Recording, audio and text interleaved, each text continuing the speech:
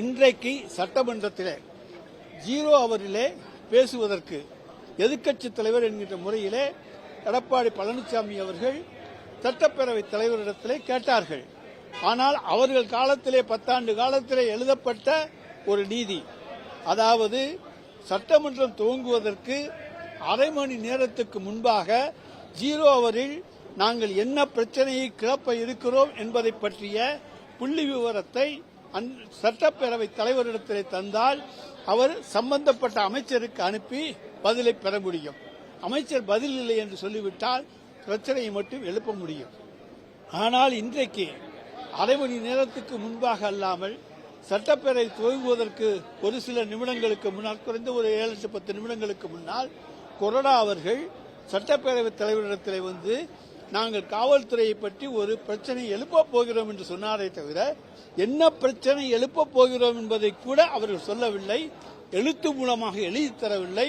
ஆனால் 0 அவர்கள் எழுந்து கொண்டு எங்களை பேச அனுமதிக்க மறுக்கிறீர்கள் என்று சத்தம் போடுவது இன்றைக்கு எங்களுடைய துணை முதலமைச்சருடைய பதிலுரையை புறக்கணிக்க வேண்டும் என்பதற்காக திட்டமிட்டு அவர்கள் செய்திருக்கின்ற செயல் என்பதை நான் தெரிவித்துக் கொள்ள கடமைப்பட்டிருக்கின்றேன்.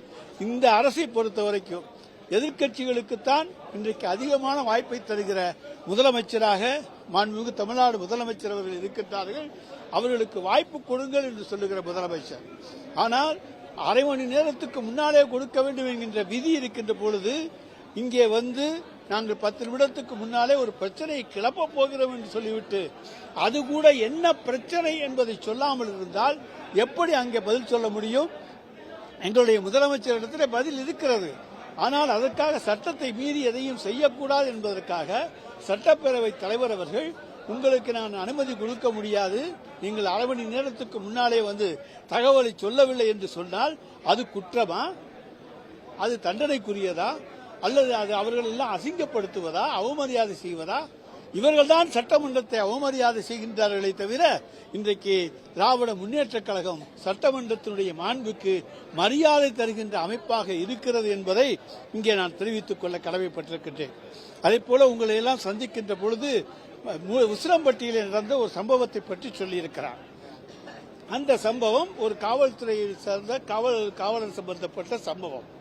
ஆனால் அது அவர்களுக்குள்ளே அவர்கள் உறவினர்கள் அவர்களுக்குள்ளே உண்டான பகை சம்பந்தமாக அந்த காவலர் தன்னுடைய டியூட்டியில் இல்லாமல், பணியில் இல்லாமல் தன்னுடைய தோட்டத்திலே இருக்கின்ற பொழுது அவர்களுக்குள்ளே நடந்த ஒரு சம்பவத்தை காவலருக்கே இந்த ஆட்சியிலே பாதுகாப்பு இல்லை என்று சொல்லுகிறார் என்று சொன்னால் இதை விட வெட்கக்கேடு என்னவாக இருக்க முடியும்? வீட்டிலே போய் அவர் இருக்கின்ற பொழுது அவருடைய உறவினர்களுக்கு அவர்களுக்கும் இருக்கக்கூடிய பிரச்சனை, அதில் யார் யாரெல்லாம் சம்பந்தப்பட்டிருக்கிறார்கள் என்பதை இன்றைக்கு காவல்துறை கண்டறிந்திருக்கிறது. குற்றவாளிகள் விரைவிலே கைது செய்யப்படுவார்கள். ஒரு குற்றச்சம்பவம் நடந்தவுடன் கைது செய்து அந்த குற்றத்திற்கு காரணமானவர்களை சட்டத்தின் முன்னாலே நிறுத்துவதுதான் கடமை. ஈரான் நாட்டு கொள்ளையர்கள் என்று சொல்லப்படுகின்றவர்கள் செயின் ஸ்நாச்சிங்கில் ஈடுபட்ட 3 மணி நேரத்திலே நம்முடைய காவல்துறை விமானத்தை நிறுத்தி அவர்களை கைது செய்து கொண்டு வந்து சேர்த்திருக்கிறது என்று சொன்னால் இதை விட சிறந்த காவல்துறை இந்தியாவில் எந்த மாநிலத்தில் இருக்கிறது என்பதை மனச்சாட்சி உள்ள ஒவ்வொருவரும் எண்ணி பார்த்தாக வேண்டும். அந்த அளவுக்கு நம்முடைய காவல்துறை சிறப்பாக செயல்படுகிறது. ஆனால் அவர்களை நோகடிக்கின்ற வண்ணம் அவர்கள் சிறப்பாக செயல்படவில்லை, அவர்கள் கோட்டை விட்டு விட்டார்கள் என்றெல்லாம் குற்றச்சாட்டுகளை சொல்லி அவர்களை அசிங்கப்படுத்தி அவர்கள் வேகத்தை தடுக்கின்ற வகையிலே அவர்களுக்கு மனச்சோர்வை உருவாக்குகின்ற வகையிலே இன்றைக்கு அண்ணா திராவிட முன்னேற்றக் கழகம் செயல்பட்டுக் கொண்டிருக்கிறது. தமிழ்நாடு காவல்துறை எந்த குற்றத்தையும் கண்டுபிடிப்பதற்கு நிச்சயமாக உடனடியாக கண்டுபிடிப்பதற்கு தயாராக இருக்கிற ஒரு துறை, கண்டுபிடித்து குற்றவாளிகளை சட்டத்தின் முன்னாலே நிறுத்துகிற துறை. எனவே எப்படி ஈரானிய கொள்ளையர்கள் என்று சொல்லப்படுகின்ற மகாராட்டியத்தைச் சேர்ந்தவர்களை நாங்கள் உடனடியாக கைது செய்திருக்கின்றோமோ, அதுவும் 3 மணி நேரத்துக்குள்ளே, அதே போல எந்த சம்பவத்தில் ஈடுபட்டிருந்தாலும் அந்த சம்பவம் நடந்தவுடன் அவர்களை கைது செய்து பிளே ஸ்டோர் மற்றும் ஆப் ஸ்டோரில் இருந்து பாலிமர் செயலியை QR கோடு மூலம் பதிவிறக்கம் செய்யுங்கள். செய்திகளை உடனுக்குடன் பெறுங்கள்.